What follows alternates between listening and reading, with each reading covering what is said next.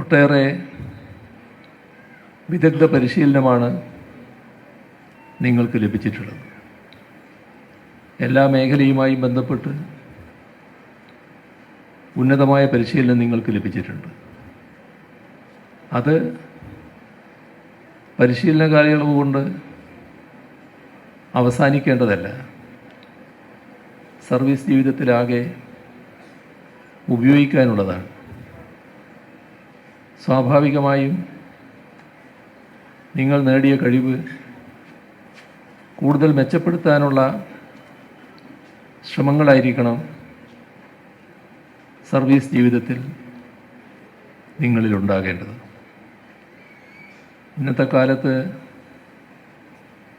സാധാരണ നിലയിൽ കാണുന്ന കുറ്റകൃത്യങ്ങൾ മാത്രമല്ല,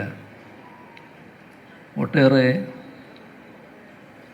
സൈബർ കുറ്റകൃത്യങ്ങൾ പെരുകിയ കാലമാണിത്. ആധുനിക സാങ്കേതിക വിദ്യയുടെ വളർച്ച കുറ്റവാളികളും വലിയ തോതിൽ ഉപയോഗിക്കുകയാണ്. കേരള പോലീസ്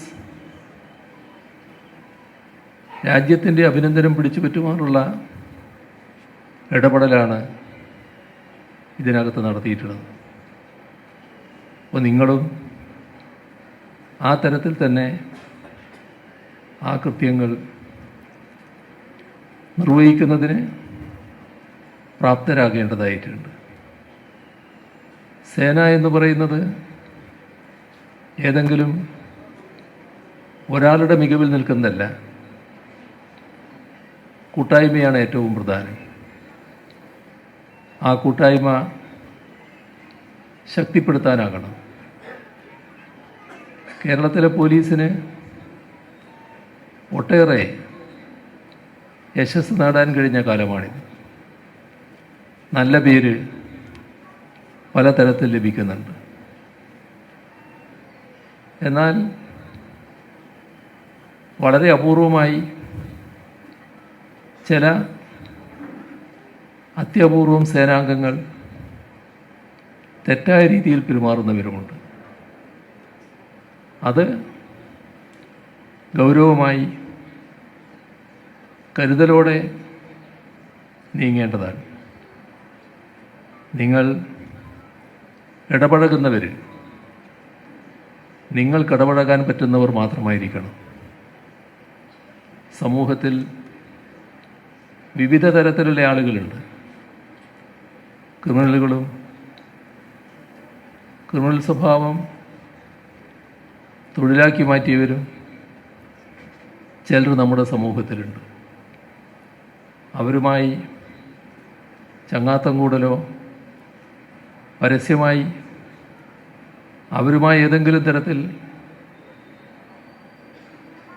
ബന്ധപ്പെട്ടതാണ് എന്ന പ്രതീതി സൃഷ്ടിക്കലോ ഒരു തരത്തിലും പോലീസ് സേനയ്ക്ക് ചേർന്നതല്ല.